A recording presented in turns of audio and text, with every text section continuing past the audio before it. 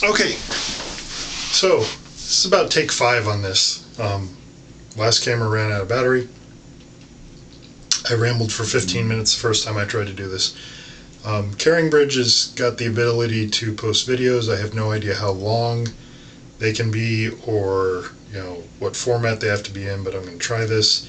It may wind up in my archives only, but my intent is to share this with everyone. So here I am. It's the last day before treatment starts, and a little scared, a little excited. I hope I can get some sleep tonight. That's what Ambien's for. But it's been an interesting week. Up until last Thursday morning, I was having some problems, difficulty breathing. Everything was being pushed up against my stomach and my ribs, and I didn't feel healthy. It was the first time things were starting to really wear on me. I wasn't sleeping well on top of all that because of these things. I walked up the stairs and I got winded. It was actually really hard. This weekend was our neighborhood was supposed to did host the Northern Virginia Swim League All-Star Meet, and I was actually a coordinator for that at one point. I had to step away for obvious reasons. If you had asked me Thursday morning when I woke up if I would even be there, I would have told you no. But I had my last CAT scan on Wednesday. Couldn't take any anti-inflammatories up until that point, but Thursday morning I started on prednisone, very high dose, steroidal anti-inflammatory, and by dinner time I was changed. I was able to do things that I wasn't able to do in the morning, and by Friday I had gone from taking maybe 50 or 60% of a breath every time on Thursday morning to 80 or 90 maybe by Friday. So I was able to actually spend the entire day, 7 o'clock in the morning to 5 o'clock in the evening, at the swim meet. Most of it indoors, not doing any serious physical labor or challenges. And it was a really good day for me. I needed to be around people and have regular adult conversations. So thank you to everyone that stepped up in my absence and filled that gap.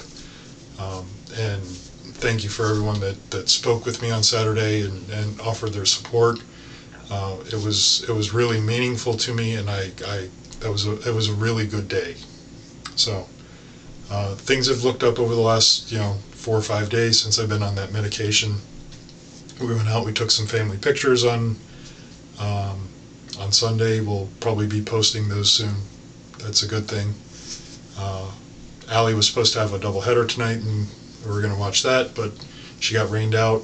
It didn't even rain at home, but up in Sterling where she was supposed to play, downpours and standing water, so they canceled the doubleheader. We went out to dinner instead. It was a really nice night. Picked up Jacob and Rachel and went out to Japanese steakhouse. That's always fun. So a couple of people actually more than a couple people, let me go back on that. Everyone has been so incredibly supportive. Our neighborhood, my friends from all over the place, from the different sports I play, the clubs and activities that our kids are involved in, even the school around where I teach, the neighborhoods there are showing support and asking if there's anything that they can do, meals and things like that, and I'm overwhelmed by that. That's absolutely amazing. Thank you all. Right now, until school starts, we're kind of in a lull. The kids are all home. Practices are limited, so we're in a pretty good place now. I suspect once school starts, we'll start asking for some help. So we appreciate that. those offers, and we appreciate your help in advance. I have good days and bad days, so I expect that balance to kind of tilt more towards the bad as I go into treatment. I know what I'm in for. I got my last haircut today. Probably last haircut for the calendar year, which is odd since we just started August. I usually get one about every 5 or 6 weeks. So, not looking forward to losing the hair. That's probably not going to be a good day when that starts happening. My barber has been with me for 13 or 14 years. He asked me if he wanted me to shave it off, and I told him no. I think I have maybe 3 or 4 weeks left, so I'm kind of holding on to that.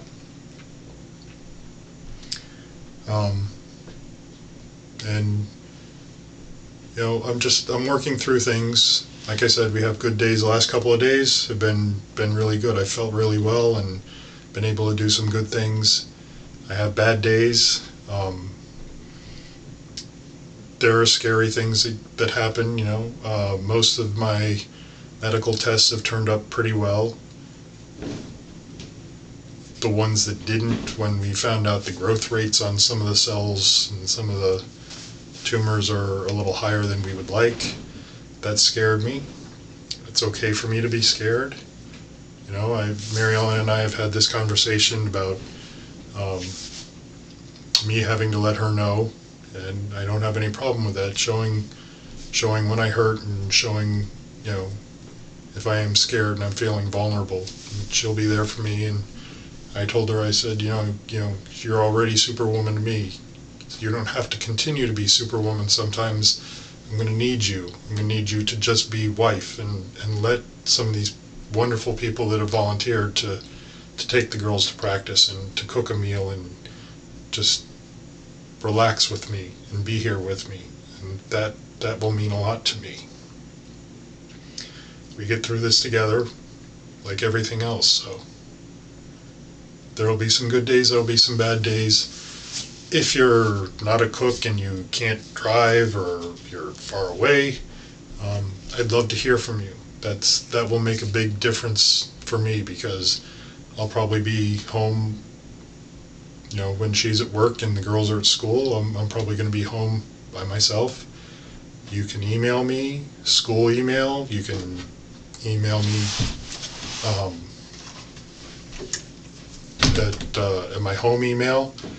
You can text me. You can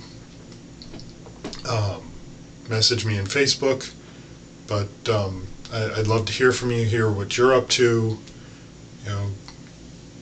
You can't underestimate how much you would lose, that I feel like I'm going to lose, not having daily social conversations at school and seeing how people are doing. So, talk to me, call me. I want to hear from all of you. I want to tell you, how well I'm doing in chemo, hopefully. I'm sure there'll be bad days too, and that's kind of a great remedy to hear from people and have your support, and maybe vent at you a little. Sorry, but I also want to just tell people that I'm putting these things out on Caring Bridge on purpose to. It's a very public thing for me, and I think that's important. I don't want people wondering if it's okay to contact me. I want people to know what I'm doing and how things are progressing, and what's the next step. Even if the next step is, well, I had treatment and now I just sit and wait for 3 weeks. So I let the medicine do its work for 3 weeks, and then I go in for another one. But hopefully I start to feel better during that time.